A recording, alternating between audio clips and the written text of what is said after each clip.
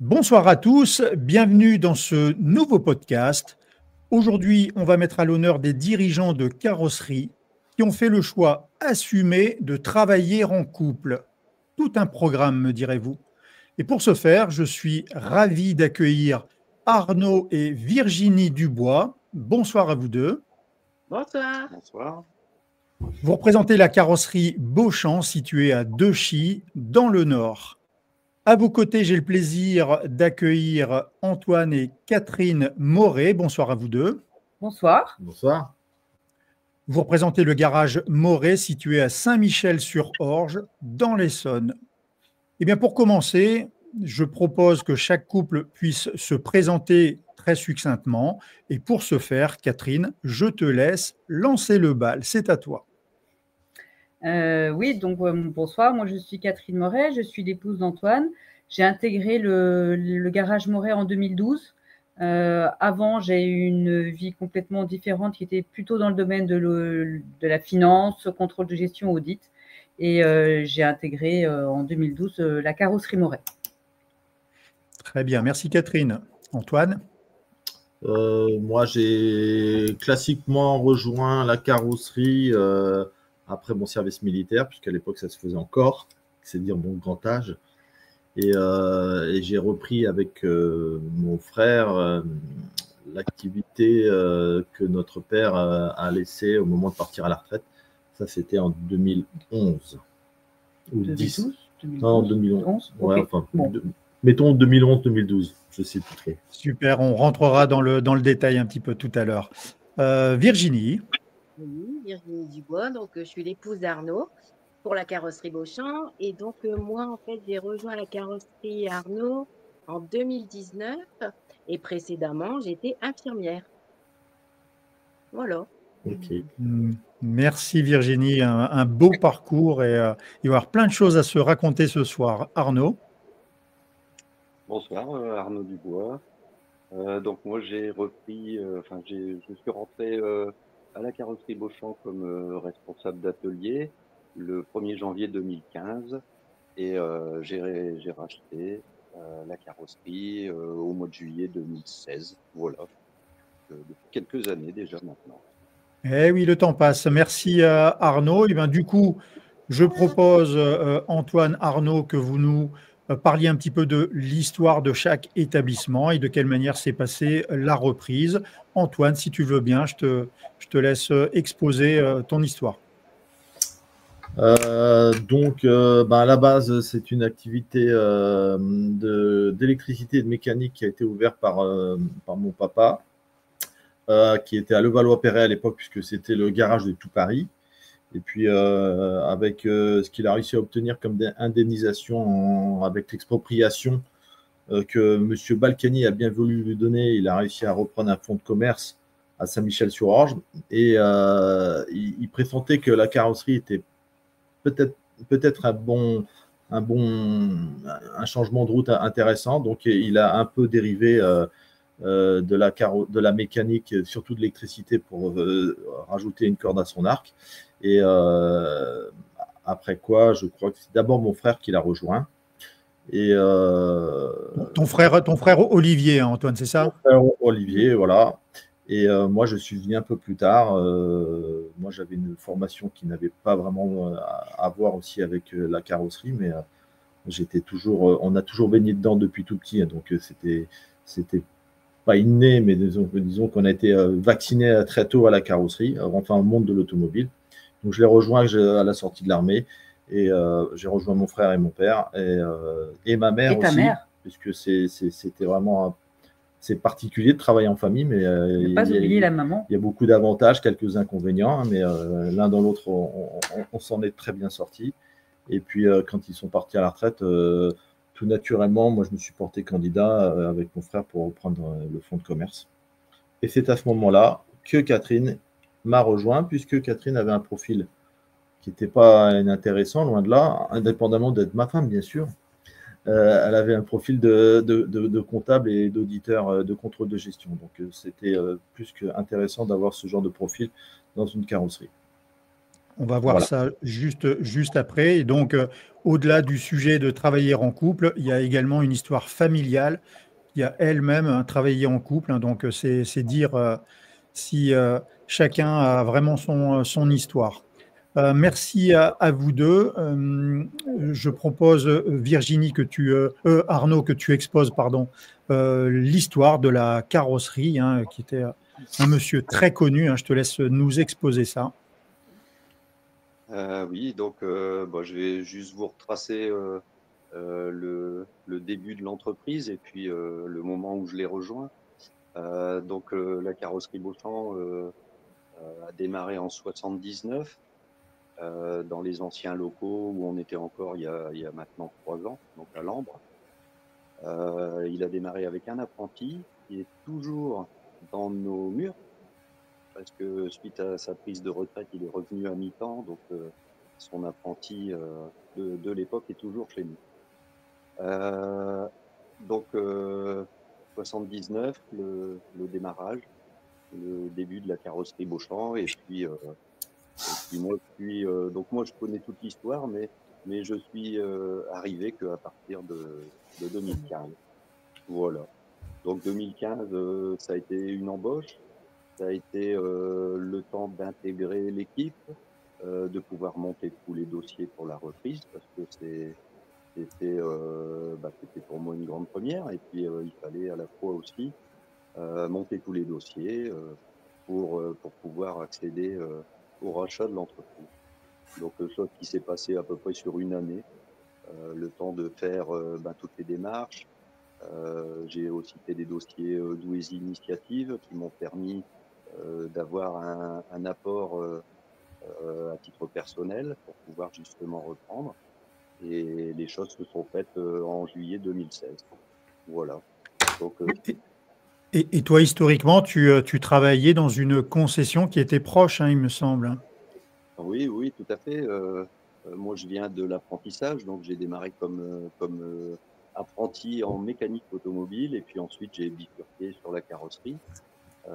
J'ai fait 18 ans chez Peugeot, où j'étais carrossier, ensuite chef d'équipe, et ensuite chez Audi Volkswagen, où j'ai fait 5 ans à peu près, avant de reprendre la carrosserie Beauchamp, qui était juste en face de la concession Audi Volkswagen. Voilà, donc j'ai pris mes valises et j'ai traversé la rue. Voilà. Merci pour cette histoire retracée. Je voulais quelque part dédier ce podcast à Jacques Beauchamp, qui est un monsieur qui a été extrêmement impliqué dans l'univers de la carrosserie. Et ce que je trouve très fort, c'est que vous ayez gardé, on en parlera un petit peu plus tard, vous ayez gardé le nom de la carrosserie Beauchamp. C'est vraiment un très très bel hommage. Et moi, je vous connais au-delà de notre métier de carrossier, puisque moi je l'ai été pendant 38 ans dans ma première vie. Je vous considère beaucoup. Vous êtes des très belles personnes, et je voulais à ce titre vraiment dédier ce podcast à notre ami Jacques Beauchamp. Eh bien, vous avez les deux couples une particularité, c'est d'avoir à un moment donné vos épouses qui vous ont rejoint. Et la première question qui me vient à l'esprit, bosser ensemble, vivre ensemble, H24, est-ce que c'était finalement une évidence pour vous, Catherine, Antoine? Vas-y. Moi, c'était pas une évidence pour moi, parce que je vais dire franchement, ça me faisait peur. Mais en même temps, j'avais confiance en Antoine, parce que je voyais comment ça fonctionnait dans la famille, parce qu'effectivement, comme c'est une histoire familiale depuis toujours, j'ai toujours su que les deux frères et les parents travaillaient ensemble et qu'ils arrivaient très bien à faire la part des choses. C'est juste moi, je ne savais pas si j'allais savoir gérer, faire la différence. Donc, c'était plus pas évident pour moi. Et donc, on s'est dit, testons. Et on a fait l'année de nos 40 ans. On s'est dit, c'est maintenant qu'il faut le faire. Allez, c'est maintenant ou jamais. Et moi, dans ma tête, je m'étais dit, bon, allez, on se donne une période entre guillemets d'essai pour savoir si on arrive à gérer. Et puis, en fait, on est dans des domaines différents. Je ne suis pas dans l'atelier, mais en même temps qu'on est très impliqués tous les deux. on se complète et on se respecte chacun dans ses spécificités et ce qui fait que ça fonctionne bien. C'est sûr qu'on serait sur la même voiture à faire les mêmes choses, peut-être que ce ne serait pas pareil, mais c'est l'avantage de ne pas faire les mêmes choses et de s'entraider en fait. Oui, vous avez votre complémentarité, chacun a son domaine d'intervention et c'est vrai que c'est important d'y mettre de la clarté dans tout ça. Qui plus est, Catherine, quand tu rejoins une entreprise familiale où il y a Olivier et Antoine, hein, Olivier et Antoine, vous êtes tous les deux associés, Antoine. Oui, oui, tout à fait. Catherine a le statut de salarié. Donc elle a un statut qui n'est pas forcément non plus, disons que quand bien même ce soit mon épouse, elle n'est sur le papier pas décisionnaire, donc elle n'a pas forcément non plus une position très facile. Alors que j'ai le rôle de financier, d'alerte et de dire attention, attention. Néanmoins, les arbitrages se font quand même en bonne intelligence et quand il y en a à faire et les décisions se prennent dans les faits, ça se passe quand même avec Catherine aussi. Oui, j'ai pas de doute que ce soit dit avec beaucoup de tact et comme tu le disais tout à l'heure, Catherine, tu as prêté attention à l'histoire avant d'intégrer l'entreprise, à l'état d'esprit, le niveau de communication, enfin tout ça est important, quoi. Oui, puis le respect de ce qui a été fait. Enfin, c'est en arrivant, même si on est là aussi pour peut-être un peu changer certaines choses, c'est pas pour dire que c'était mal fait avant, c'est juste pour dire que le monde change, le métier change, il faut l'adapter et que nous, on peut apporter des choses. Et c'est surtout pas renier ce qui a été fait avant, au contraire. Je trouve, en plus, en être fier. C'est pour ça que tout à l'heure, je disais ne pas oublier la maman, parce que voilà, ils étaient. Moi, je suis très, très admirative du début d'activité créée par mes beaux-parents. C'est une grande marque de respect. Bravo à toi. Virginie, du coup, Oui. tu as rejoint toi l'entreprise à quel moment? Et puis, tu avais ton job avant cette décision. Ça s'est passé comment? Pareil, c'est une évidence? Pas du tout. C'était pas une évidence du tout.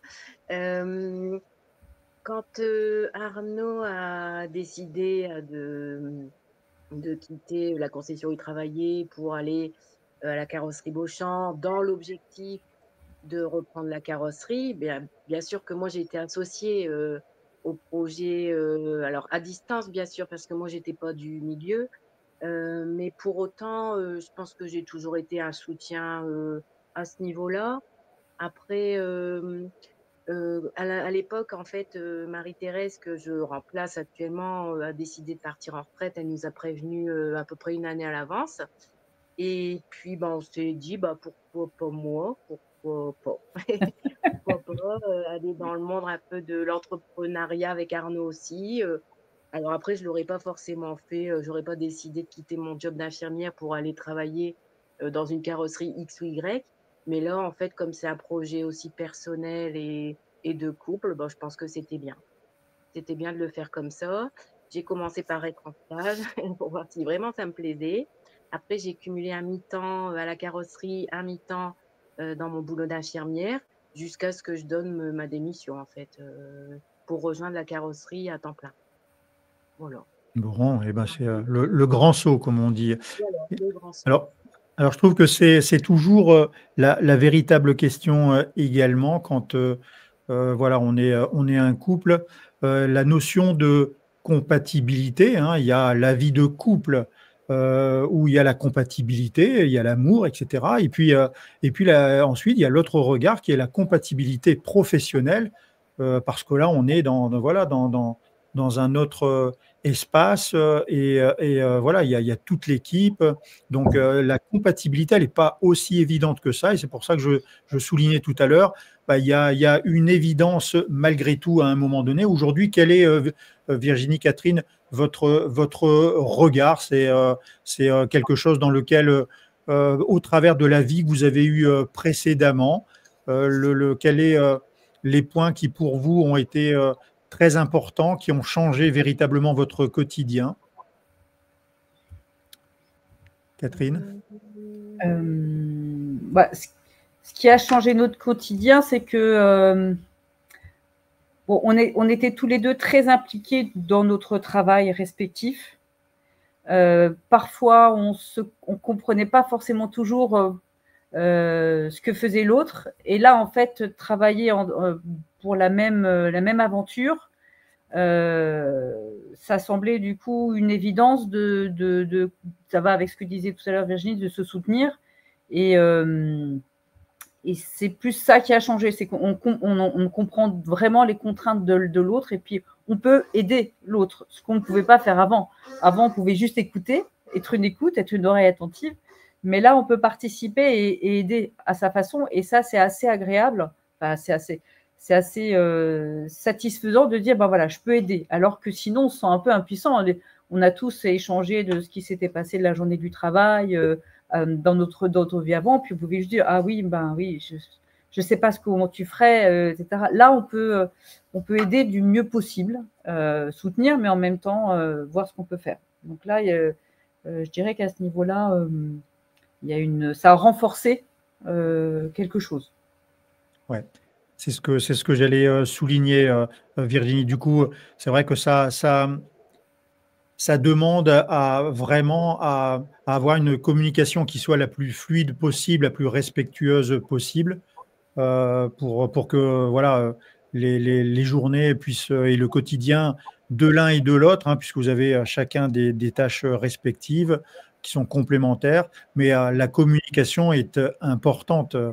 Il y a la communication du couple et il y a la communication vis-à-vis de l'équipe. Quel regard, justement, ça a été au niveau de l'équipe quand vous avez rejoint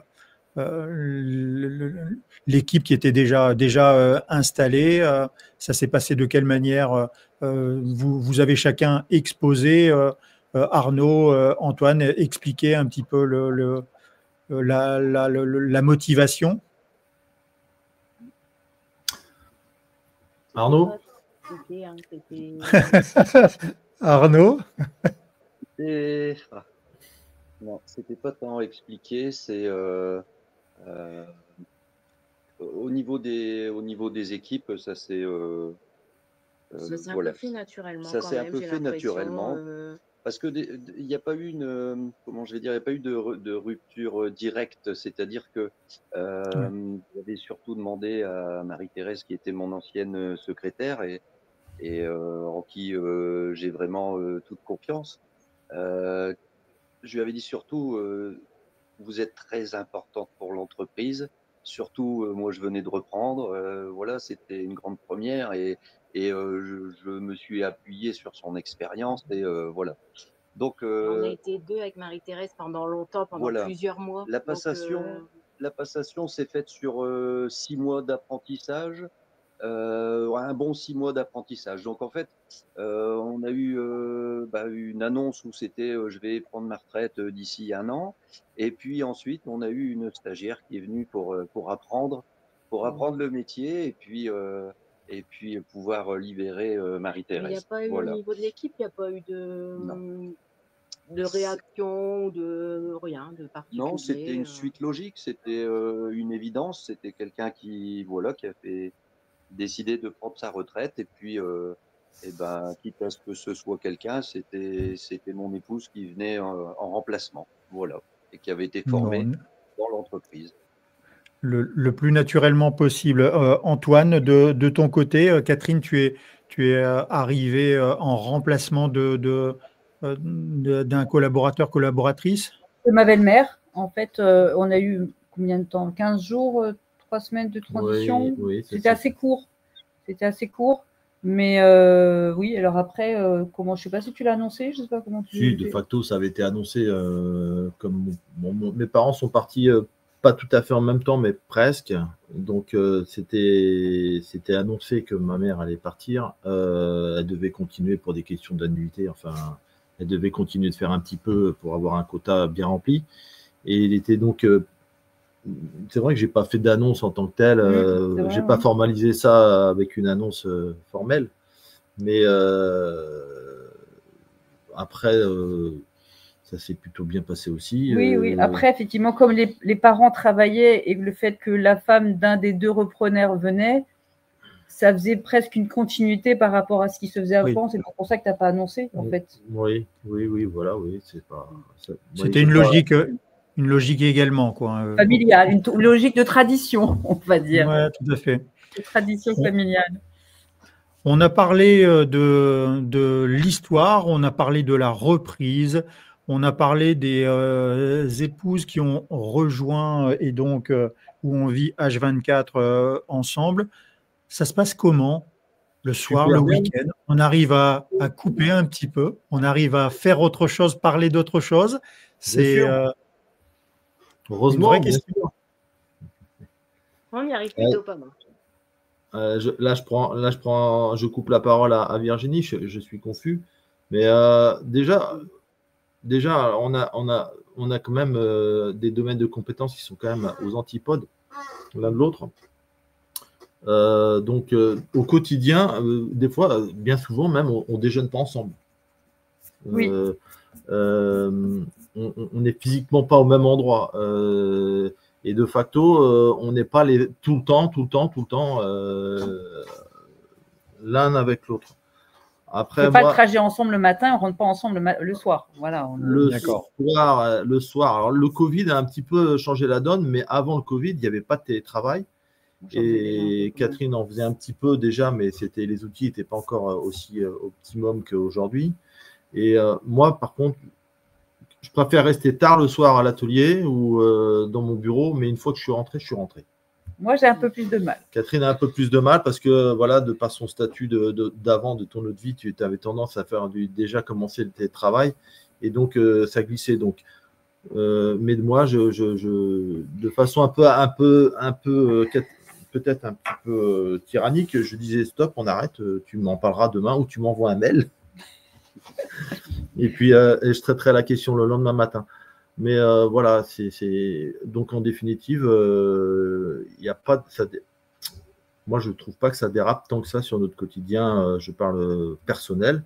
Après, c'est vrai que nos horaires et l'amplitude horaire qu'on a fait que de toute manière, on est obligé d'être un peu en phase et que forcément, nos loisirs, nos amis, etc., forcément, de facto, on est un peu aussi en phase sur le… Disons que tout ça, c'est un petit peu coordonné, mais ça se fait bien et ça n'empêche que en rien le fait que moi, je trouve que personnellement, Madame Moret, vous me couperez, moi,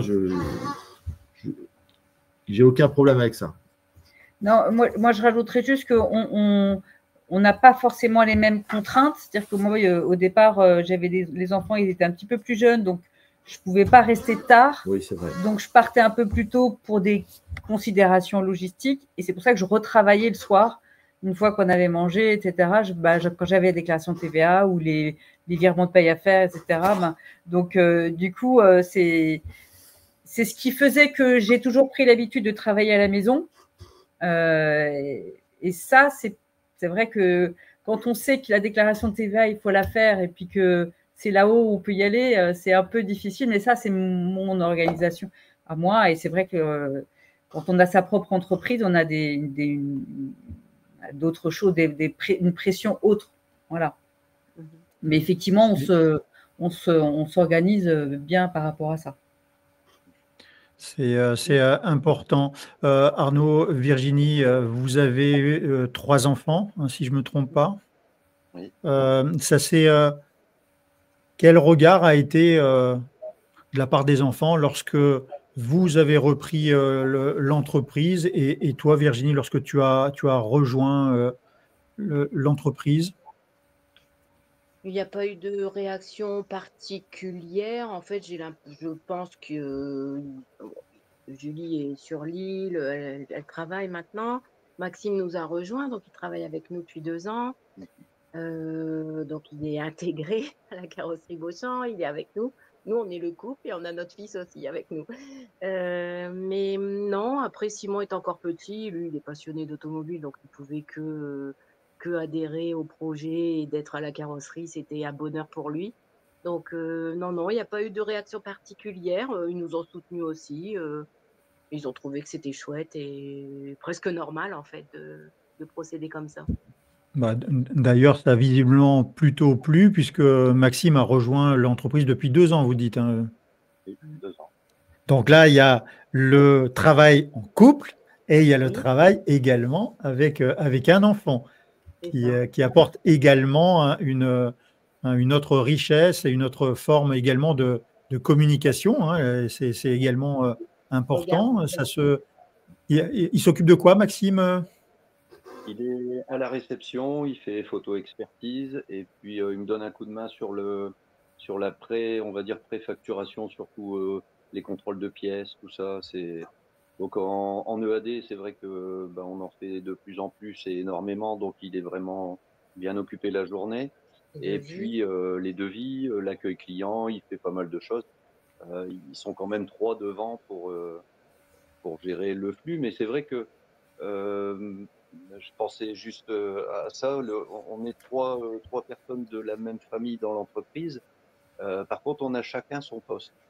On n'empiète pas sur le poste des autres. C'est-à-dire, Virginie, c'est vraiment la compta, beaucoup d'administratifs, beaucoup de choses comme ça. Moi, je suis à l'atelier et je gère l'atelier comme un chef d'atelier, hein. Aujourd'hui, mon poste principal, c'est celui-ci. Et Maxime est en réception, donc on est vraiment à chacun à Dans notre des pôles poste. Et différents. on travaille ensemble, mais chacun reste à son poste. Ça, Je ne prendrai pas le travail de Maxime ni de Virginie, comme ils ne prendront pas le mien. Chacun à son poste, c'est chose à faire et on fonctionne comme ça. Rappelez-nous un petit peu, il y a combien de personnes à l'entreprise, Arnaud, Virginie? Alors là, on est 26 au total. Ah oui, Je viens de reprendre un mécanicien donc qui gère toute la partie mécanique accident. Avant, c'était mes carrossiers qui faisaient. Le souci, c'est qu'il faut les arrêter quand on a une géométrie. Voilà, donc ça me posait problème. Et donc, on vient de reprendre un carrossier, un mécanicien, je veux dire. Voilà, pour aider l'équipe et puis surtout encore une fois, que chacun ait bien son poste déterminé et éviter de prendre un carrossier pour faire de la mécanique et ainsi de suite. Et en fait, voilà, il faut que tout le monde soit à son poste pour que ça roule. Voilà. on en parlera un petit peu tout à l'heure. Oui, ça fait quand même une sacrée équipe. Et donc, je dis souvent qu'il y a un exercice qui est parmi les plus complexes, hein, qui est celui du management, hein. La partie organisation et managériale, c'est un métier dans le métier, ce que je dis souvent, est très souvent le plus complexe à réaliser, hein, au sein d'une entreprise quand on est dirigeant. Je souligne souvent la nécessité de se former sur ce point-là parce que c'est vrai que 26 personnes, ça demande déjà pas mal de gymnastique. Antoine, Catherine, de votre côté, rappelez-moi la taille de l'entreprise. Vas-y. C'est plus modeste, hein. Oui, on est tout petit à côté. C'est 2 fois plus petit et encore plus que ça, puisqu'on est entre 12 et 13, je ne sais jamais. Bon, mettons Oui. qu'on soit 12 Oui. environ. Voilà. C'est déjà une belle taille d'entreprise également, hein, parce que si je ne me trompe pas, je pense que la moyenne, elle est aux alentours de 7 personnes à peu près en moyenne, hein, au sein des carrosseries. Donc, c'est deux très beaux établissements, hein, et je connais, étant nordiste, je connais forcément la carrosserie Beauchamp. Et très très bel établissement. Et justement, puisqu'on parlait tout à l'heure du Covid, on parlait des beaux investissements, vous avez-vous osé investir à la période ou après le Covid, dans tous les cas, et je voulais avoir votre retour sur est-ce que la période Covid a posé des points d'interrogation que vous n'aviez pas prévus au départ. Arnaud, Virginie, ça s'est passé de quelle manière de votre côté? C'était à quel moment? Ça a été En plein moment Covid. Ça a été très. Alors aujourd'hui, on regrette pas du tout parce que je pense que c'était le meilleur moment pour le faire. Mais tout était prêt, tout était fait, tout était signé. Le lendemain, le monde s'arrête, Covid. Donc on se dit waouh, on part sur un bâtiment, un investissement, voilà, et le monde s'arrête. Donc énormément de questions. On se posait des questions, voilà, comme beaucoup de personnes, en sachant qu'on venait de passer le cap et que le monde s'arrêtait de par le Covid. Donc ça a été voilà, ça a été quand même une étape à passer, je vais dire. Et puis, tout compte fait aujourd'hui, comme tout a augmenté depuis le Covid, on a bien fait de faire juste avant, parce que juste à temps, je dirais, en fait, c'était le meilleur moment pour le faire. En plus, on a été vraiment bien accompagné. Alors à la fois accompagné et au niveau de la construction du bâtiment, ils ont vraiment tout géré, c'était clé en main. Et donc ça, c'était quelque chose qui nous a bien évité des soucis. C'était confortable. Et puis ça nous a permis aussi de rester dans notre entreprise, dans notre ancienne entreprise. On s'occupait de ce qu'on savait faire, c'est-à-dire réparer des voitures. Et de l'autre côté, ils faisaient leur métier de préparer un bâtiment pour le déménagement. Voilà, donc on a vraiment été bien accompagnés au niveau de la construction. Je dirais même, ça a été jusqu'à poser la boîte aux lettres. On n'avait plus qu'à prendre les clés, ouvrir et démarrer. Voilà. On a eu quelques J'ai bien le souvenir. Juste au niveau administratif, en fait, vu que les services de l'urbanisme étaient fermés ou fonctionnaient à toute petite dose, on a eu des retards au niveau du permis de construire, mais hormis ça... Je dirais même que ça a été très rapide dans une période comme ça. C'était vraiment au niveau administratif que ça traînait, où il fallait appuyer pour faire avancer les choses. On a fait une pose de la première pierre le 10 septembre et on a emménagé ouverture le 21 mars. Donc 10 septembre 2020. Les fondations étaient faites, alors, c'est ça. 10 septembre 2021. D'accord. Ça, c'était la pose de la première pierre. Et puis en mars, le 21 mars, on était opérationnel. Félicitations à vous. On dit que le monde appartient aux audacieux. Vous en faites partie, tout comme Antoine, Catherine, Olivier. Ça s'est passé vous également. On n'est pas très loin de cette période-là également, Antoine. Oui, alors c'était beaucoup plus douloureux. C'était beaucoup plus douloureux. On avait effectivement pris la décision avant Covid. On avait aussi monté tout le dossier avant Covid. Je pense qu'on l'a démarré un peu plus tard que vous, parce que nous, on a subi de plein fouet la hausse des taux. Donc, le projet a été mis à mal. Alors après, moi, personnellement, je pense qu'Olivier, c'est pareil. Il n'a pas une demi-seconde, ça m'a fait, j'ai flanché sur la motivation était là quand même. Oui. À partir du moment où on a fait un choix, faut y aller. On va pas. Ça, c'est peut-être un peu mon côté un peu bourricot. J'ai décidé d'y aller, j'y vais, quoi. C'est peut-être un peu dangereux, mais in fine, ça s'est plutôt bien passé. C'était quand même plus douloureux parce que nous, on a eu des problèmes avec avec la société d'ouvrage. Donc, oui, ça a été. Et puis on a eu un permis de construire qui a été délivré. C'était très long. Qui a été délivré en seulement 15 mois. Ah oui, nous c'était 5 mois le délai, malgré la fermeture des services pour le Covid. Oui. En 5 mois, c'était 15 mois et entre-temps, le PLU avait changé, donc il fallait refaire des choses qui avaient été accordées. On a eu à peu près tout, je pense. Ouais. On a eu à peu près tout, on a tout cumulé, on a eu un combo magnifique où on s'est demandé à un moment donné si c'était pas volontaire, parce que c'était pas de la politique, parce que ça commençait à poser des questions quand même, à interpeller pourquoi autant. Mais c'est passé, c'est fini, on est dedans et tout va bien. Et on a été aussi accompagné parce qu'on a sollicité Arnaud parce que justement, on avait certains corps de métier qui nous manquaient. Et donc voilà, et Antoine a contacté Arnaud en disant est-ce que vous connaissez pas quelqu'un, et voilà, on s'est entraidés entre collègues de loin, mais on s'est entraidés et c'était très appréciable. Oui, tout C'est à vrai. fait.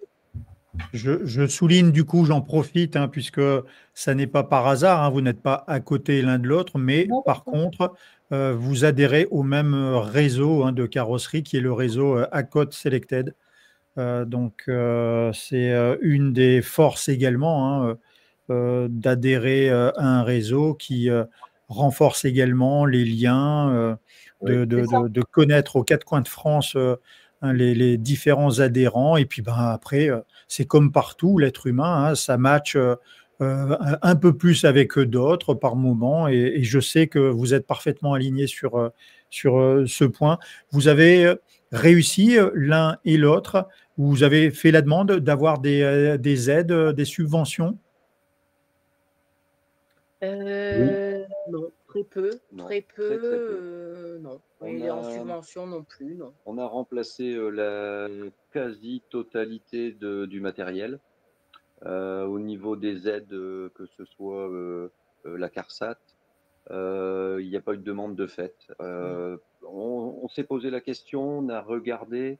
J'avais des différences de prix qui étaient du simple au double sur du matériel qui était, on va dire entre guillemets, agréé CARSAT, et on s'y retrouvait pas du tout. C'était voilà, c'était pas. Donc on a fait aucune demande.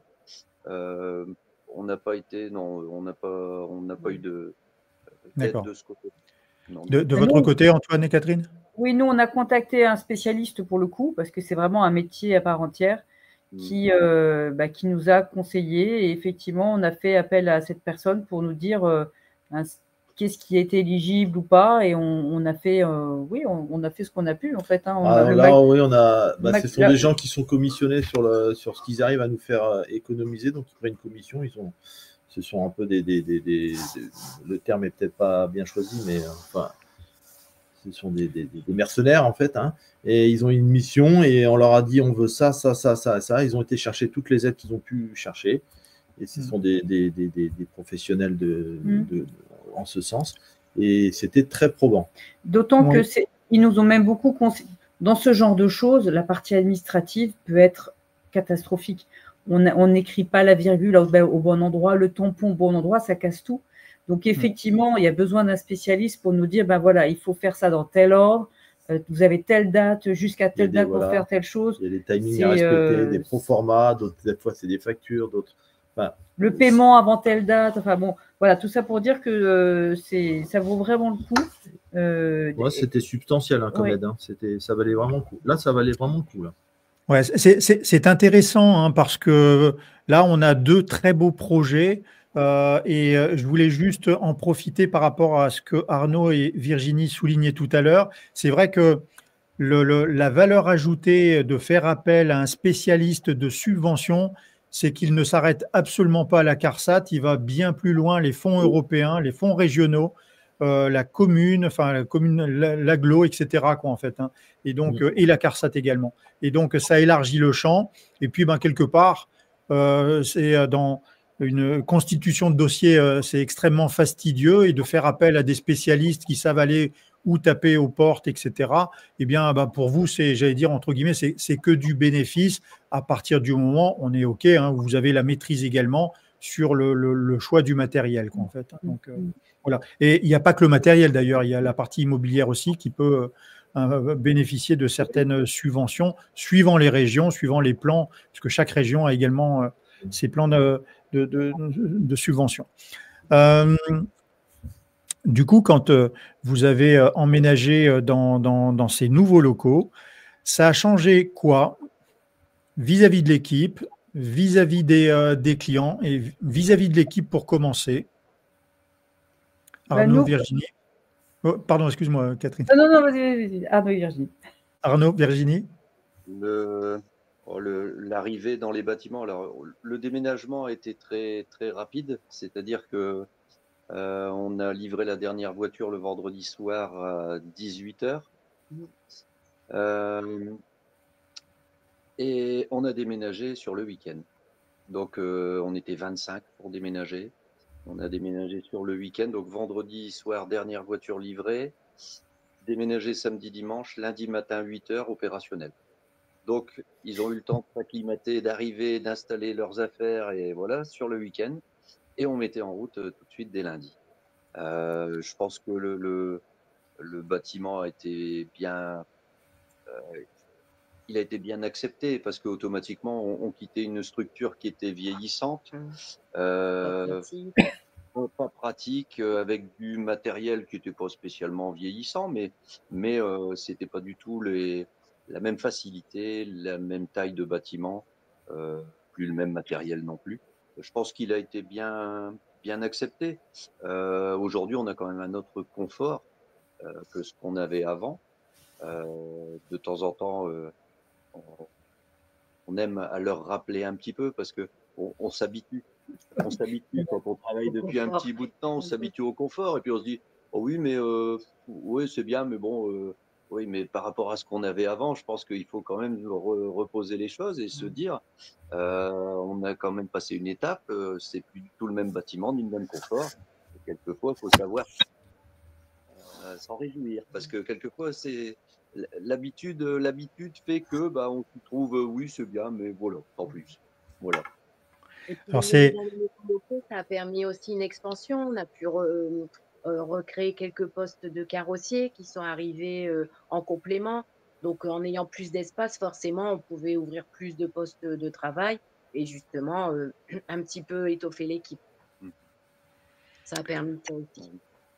Je souligne d'ailleurs souvent, pour faire une parallèle, hein, quand tu disais le confort, on s'y habitue. Ce que je dis souvent, j'ai mes parents qui vivent dans une très belle région, dans l'Hérault, et je leur dis, mais est-ce que vous êtes conscient de là où vous vivez? Ben, je crois que en fait, on finit par ne plus s'en rendre compte. Donc, nous qui sommes du nord de la région où il y a les ours blancs, on apprécie les régions où il fait plus de luminosité et de soleil. Antoine et Catherine, de votre côté? Bon, bah, c'était clairement, nous, ça a été très très bien accueilli. Alors là, pour le coup, on est quand même, pour refaire un coup d'œil dans le rétroviseur, on est parti d'un atelier de 350 mètres carrés. Pour là, on a une surface utile d'atelier de près de 900 mètres carrés. Donc, c'est en commune mesure.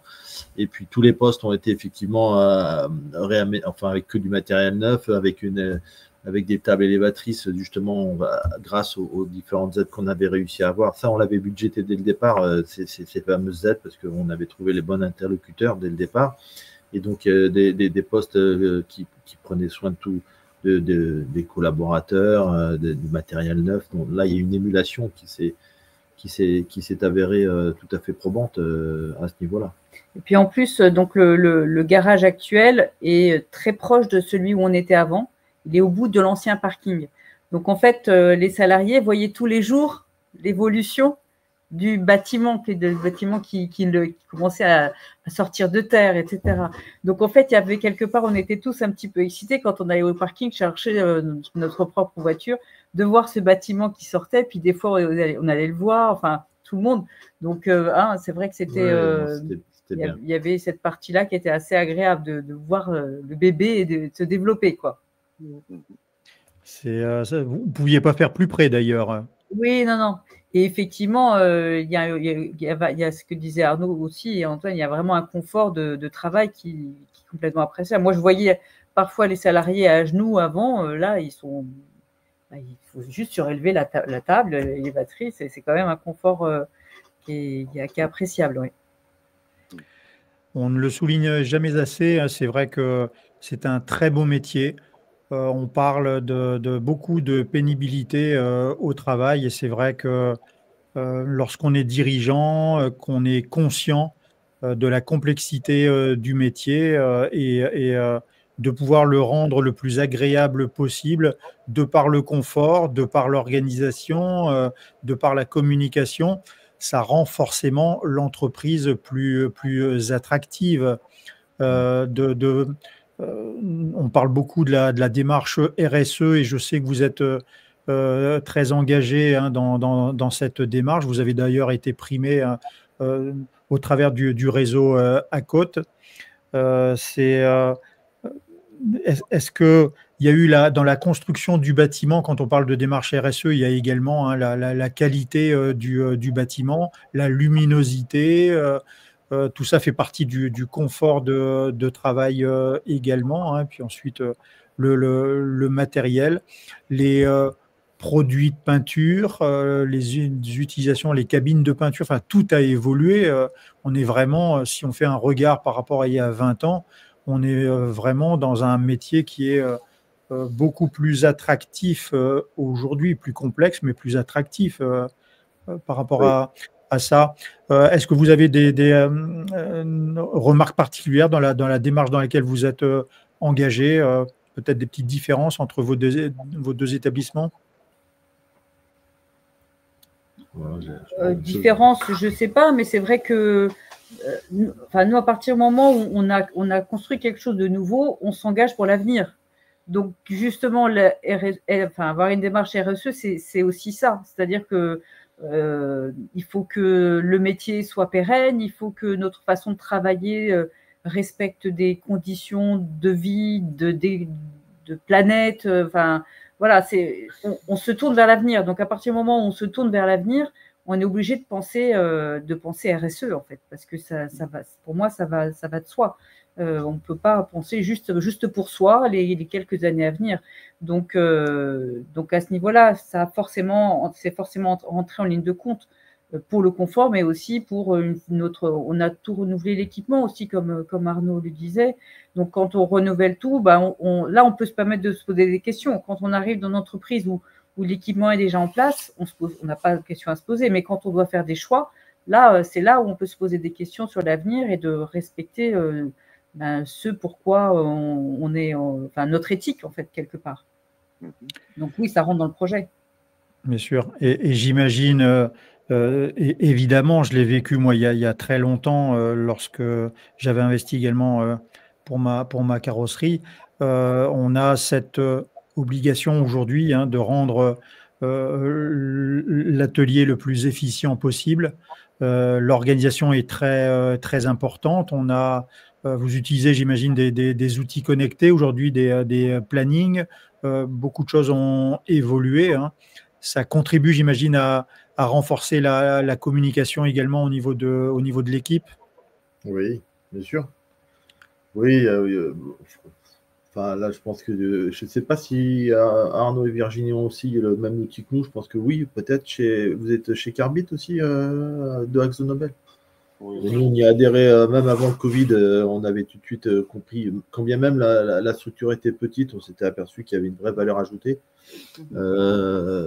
Et on s'était amusé c'est pas le terme, mais on avait comparé avant et après le Carbit.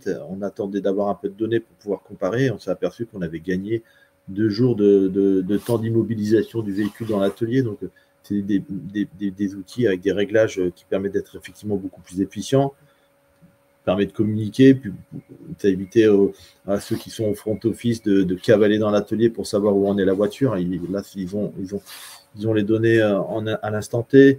Donc, ça évite pas mal de choses et en définitive, ça permet de gagner du confort et de l'efficacité et puis pouvoir monétiser tout ça pour pouvoir quelque part aussi mettre les ressources financières dans améliorer l'outil pour encore plus de confort, plus de transparence pour le bien-être de la société au sens large du terme, mais aussi de l'entreprise au sens plus petit. Et puis des collaborateurs, si on peut leur apporter plus de confort, ça permet aussi de garder un levier pour fidéliser ses collaborateurs, éviter qu'il y ait un turnover trop important, par exemple. Justement, tu touches un sujet que je voulais aborder. Si on parle un peu du recrutement, comment vous vous y prenez, j'imagine, Arnaud, Virginie, l'équipe s'est largement élargie. Comment vous vous y prenez? On va forcément pointer immédiatement l'atout attractif de la nouvelle structure, j'imagine. Ça se passe comment chez vous de votre côté? On n'a pas spécialement de problème de recrutement. Je dirais, ça se fait un peu naturellement.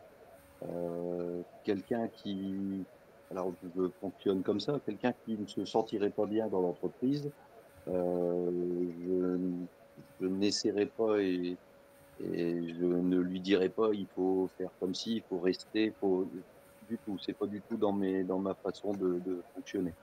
À partir du moment où il se sent bien dans l'entreprise et que le travail est fait comme ça doit être fait, je pense que je leur laisse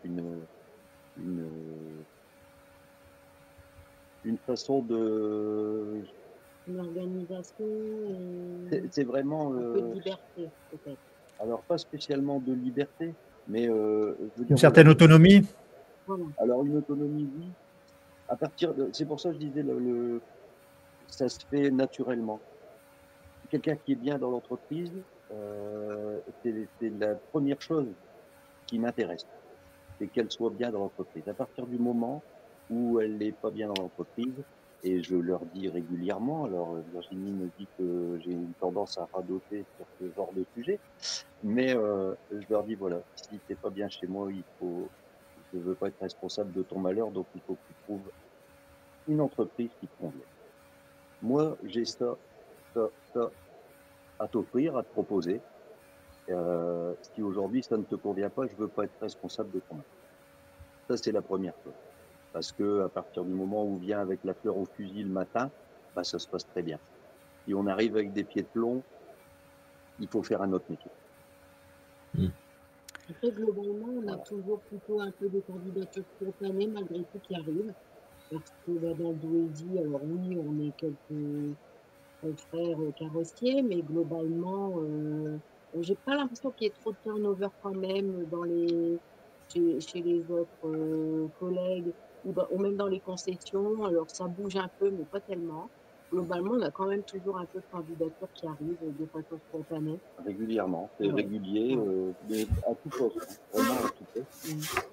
Que ce soit de l'administratif, de la mécanique, de la carrosserie, de la peinture, peu importe, ou secrétariat, ou peu importe. On a vraiment, c'est régulier et j'ai même un bac spécifique pour ça parce qu'on en reçoit régulièrement et je mets de côté. Je mets de côté L'attractivité de l'entreprise joue beaucoup, hein, le confort au travail, enfin bon, tout ça impacte forcément et attire. De votre côté, Antoine, Catherine? C'est pas du tout la même chose. Hein. En région parisienne, c'est peut-être un petit peu. En région parisienne, le marché de la main-d'œuvre est quand même un peu plus tendu. Hein. Je pense qu'on paye quand même, plusieurs années de non-formation que nous-mêmes, entre guillemets, entrepreneurs, n'avons pas fait. Et on récupère les pots cassés. C'est-à-dire que là, il manque clairement, il y a au moins une génération qui fait défaut. Ça commence à revenir, effectivement, avec les dernièrement, enfin, je ne parle pas d'aujourd'hui, mais enfin, si, plus ou moins,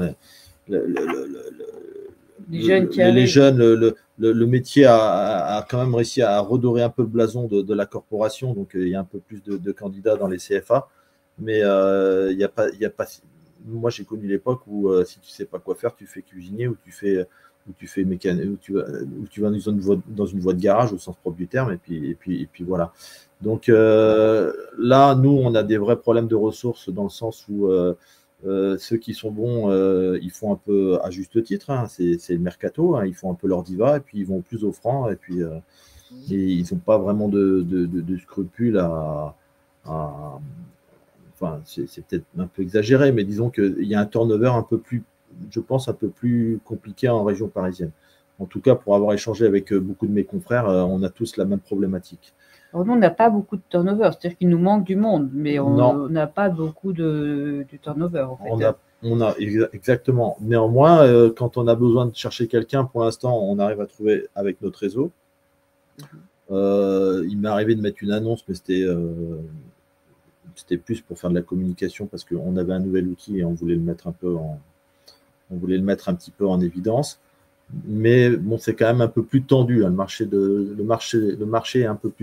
l'emploi est un peu plus tendu en région parisienne, me semble-t-il. Et les salaires deviennent sont stratosphériques, hein, quand même. On a, nous, un de nos enfants qui sort d'une école d'ingénieur. Il va gagner moins au même âge que certains qui entrent à âge égal, et c'est assez délirant, quoi.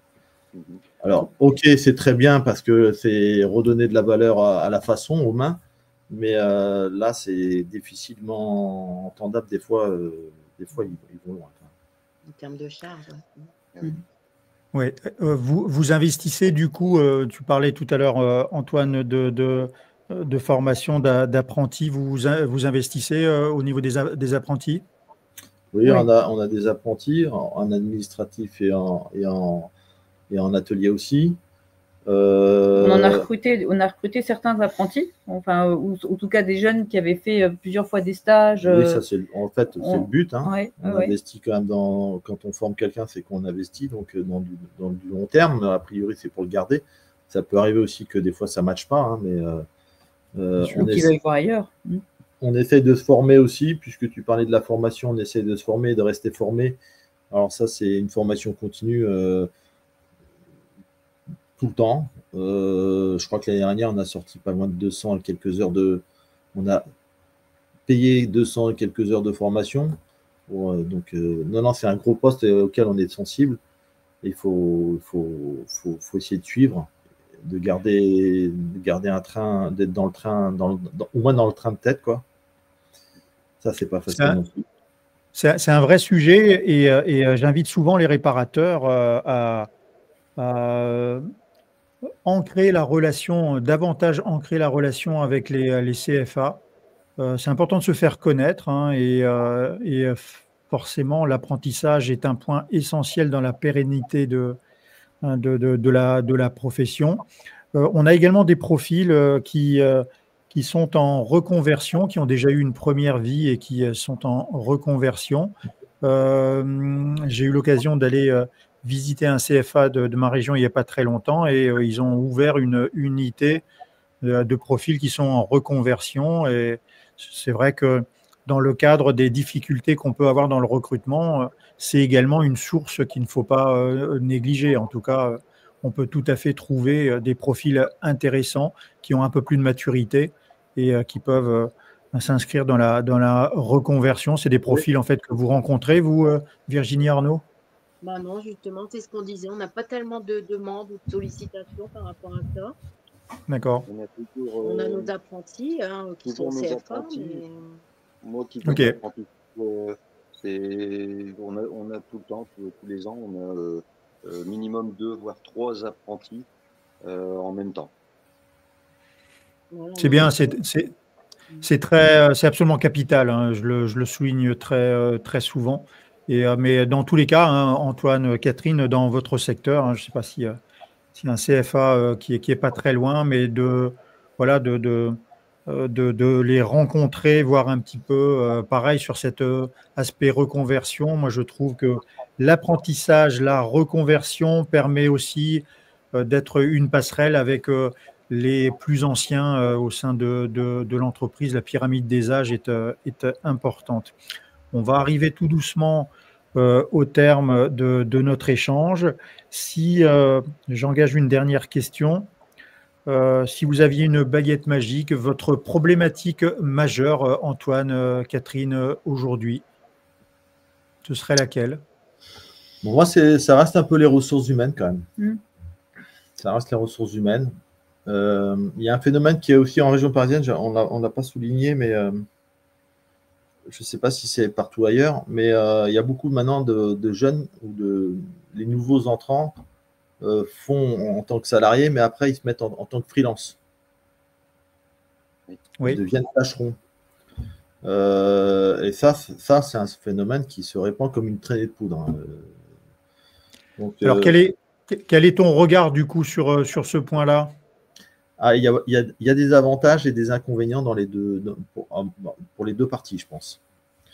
Pour l'employeur, un avantage, à partir du moment où on a trouvé le bon compagnon, ça amène évidemment de la souplesse.